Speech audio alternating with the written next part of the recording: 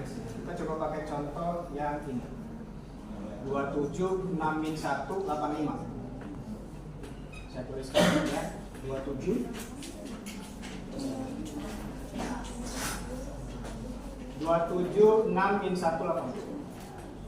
6 min 1 85.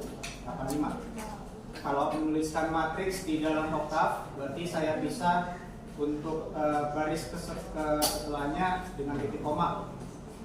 Oke ya. Biasanya saya berikan tanda. 6 15 2 7. Oke, yang terakhir 1 1 5 4 110. Oke, ada pertanyaan sampai sini?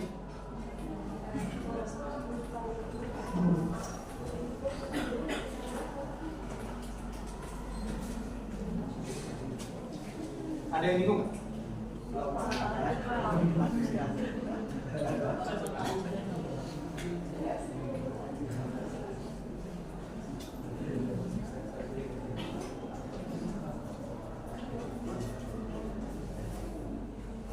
Oke, di sini saya mau coba skip untuk penggunaan iterasi maksimum.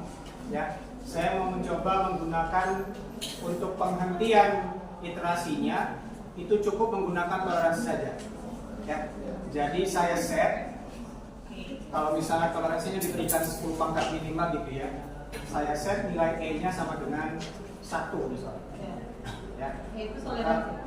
Enggak, ya, e-nya itu 1 supaya nanti bisa masuk ke while-nya. Dimana e-nya itu lebih dari 10 pangkat minimal. Oke, saya coba jelaskan ya. Jadi di dalam while di sini itu akan berlangsung proses Jacobi tadi, ya.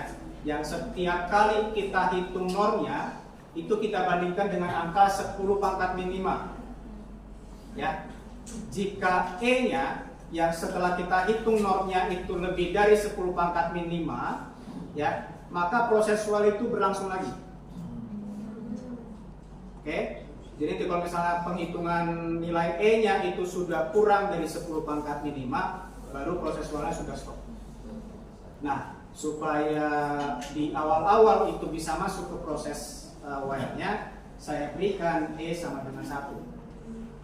Atau mau 10, mau 100, 1000, yang penting masuk. Gitu ya. Jangan sampai nggak masuk. Kalau nggak masuk, misalnya 0, ya udah nggak masuk. Berarti mau ngapain kita? Ya. Ada pertanyaan nggak? Langsung N. Ada pertanyaan sampai sini? Lanjut ya. Oke. Di sini sebelum saya masuk for, saya mau bikin atau saya tuliskan nilai inisiasinya x0, y0, z0 nya. Ya. Saya tuliskan dalam bentuk x0. 0, 0. Pertanyaan sampai sini? X0 nya tadi. Jadi X0 nya sama dengan 0, Y0 nya sama dengan 0, Z0 nya sama dengan 0. Ya? Cuma 3. Ya, karena di sini kasusnya adalah A nya 3 kali 3. Ya, kalau misalnya A nya 4 kali 4 berarti X0 nya sampai 4. Anda bisa ganti-ganti aja, misalnya di sini Y0-nya sama dengan 1000 boleh, gitu kan? Sesuka hati, nanti bisa dicek gitu ya. Kira-kira penggantiannya nanti tetap menghasilkan konvergen nggak untuk solusi? Jadi ya. Oke. Nah di sini ada penghitungan for ya. For dari 1 sampai N. Ini adalah penghitungan untuk X, Y, dan Z-nya di iterasi yang baru. Oke, jadi saya tuliskan di sini ada X, ya. Jadi for ya.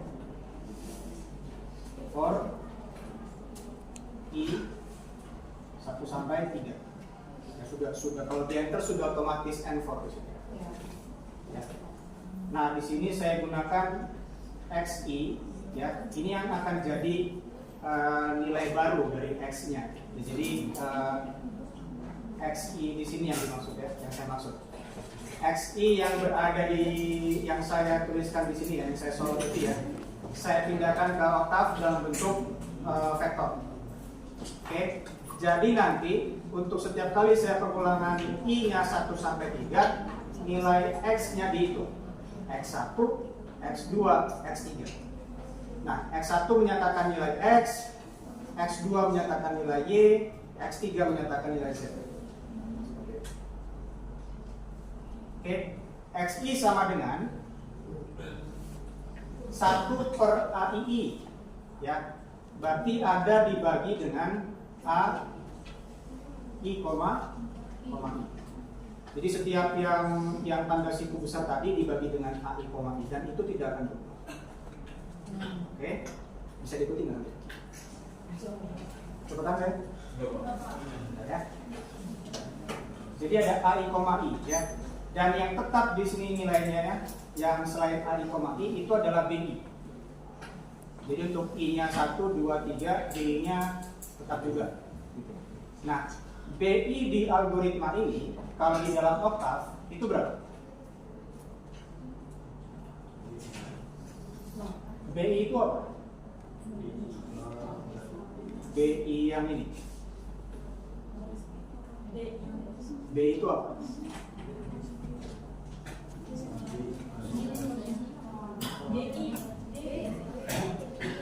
Kalau yang di pojok kanan atas papan tulis DI ya? Berarti elemen yang di sebelah kanan. Oke. Kalau di oktav 85, 72, 110. Saya tuliskan menjadi A I, koma. Ada pertanyaan?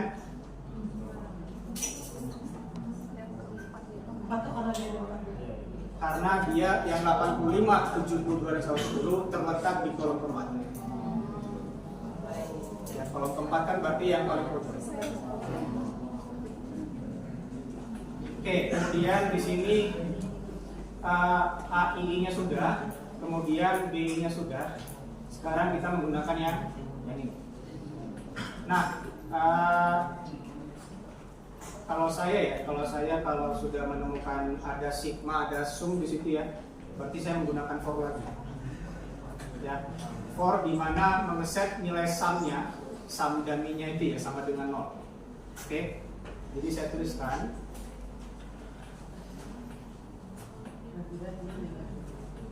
sumnya sama dengan 0 supaya sum ini akan menjadi jumlahan yang tadi ya, yang apa, min sigma tadi ya, harapannya adalah sum itu menjadi jumlahan yang sigma itu.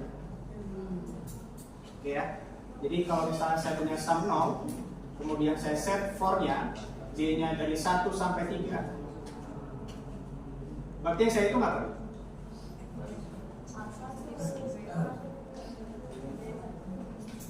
Di situ ada sigma ya, dari j-nya sama dengan 1 sampai n. Artinya penjumlahannya dari 1 sampai n. Tetapi j-nya tidak boleh sama dengan 1. Ya. Jadi kalau saya sederhanakan di dalam oktav, saya jumlahkan saja, tetapi saya punya if dulu ya. If-nya ketika j-nya tidak sama dengan i. Sudah bingung? Ya, yang kotak ini ya, yang kotak ini artinya sigmanya berjalan dari 1 sampai n. Udah kelihatan? Ada j sama dengan 1 sampai n di atas. Artinya sumnya, penjumlahannya dari 1 sampai n. Tetapi ada catatan bahwa j-nya tidak boleh sama dengan i. Ya, karena di sini ya, sini. Yang kita jumlahkan di sini adalah D1 yang bertindak sebagai D1 ya. Kemudian min B1Y dan min C1Z itu yang bertindak sebagai min sigma itu. Tetapi itu tanpa J-nya tidak sama dengan I. Karena kalau J-nya sama dengan I, ini akan menjadi dikurangi lagi dengan A1X. Ya, kalau misalnya saya tuliskan di situ ya, sigma dari AIJ dikalikan X0. Ya, X0-nya adalah Y sama Z. Tetapi X-nya juga ikut. Ya kan? Kalau misalnya J-nya sama dengan, kalau misalnya J sama dengan I-nya itu masuk. Ya. Jadi di sini karena kita punya penghitungannya adalah D1 dikurangi D1Y dikurangi D1Z, berarti yang ketika J-nya tidak sama dengan I itu tidak diikutkan. Ya. Oke, untuk sigma ini ada pertanyaan.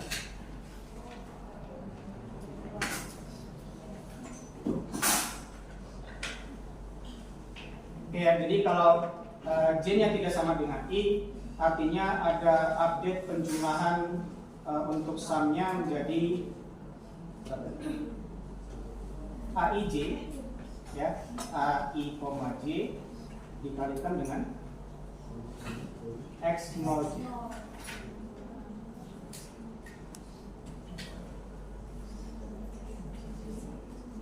Sudah?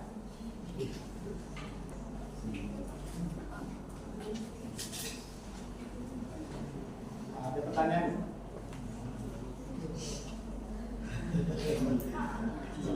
Nah?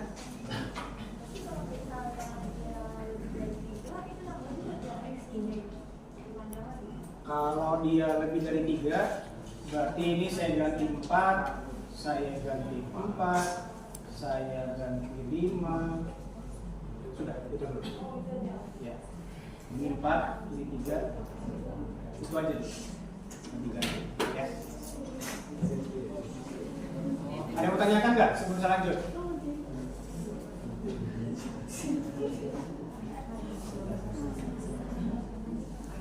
Ada yang mau tanyakan? Lanjut ya. Jadi sumnya ini yang akan bertindak sebagai yang saya sorot ini ya. Sehingga sumnya itu akan dijadikan minus di situ ya. Karena yang sumnya itu adalah ini. Ya, ini sumnya.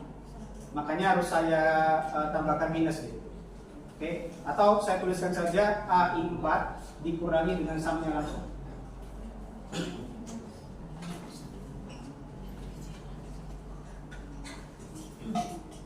Oke ya, jadi saya sudah dapatkan nilai XI-nya dan juga X0-nya. Ya udah kita bandingkan saja dengan normnya, gitu kan? Ya, berarti di sini normnya ya. Ada penghitungan norm. Kita mulai dari normnya itu sama dengan 0 dulu. Artinya ada variabel dummy di situ. Supaya nanti penghitungannya adalah yang kuadrat-kuadrat tadi. Oke. Jadi for I 1 sampai 3 normnya diupdate menjadi apa? Tadi ada X, ada X0. Jadi update-annya adalah X I dikurangi X0 ya, X0 I dipangkatkan dulu. Bingung nggak? Tapi sudah diakalin Pak. Nanti diakalin. Tapi yang ini bagaimana? Aman ya? Jadi nilai E-nya itu adalah akar dari 0. Oke. Kemudian kita ganti X0-nya menjadi X ya kalau nggak salah ya. Jadi X0-nya menjadi X.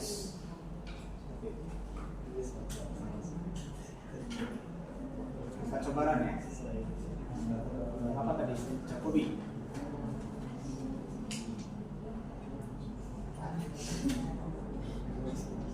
Dua 2,42, 3,57, 1,92. Ya, betul ya? 2,42, 3,57, 1,92. Oke ya.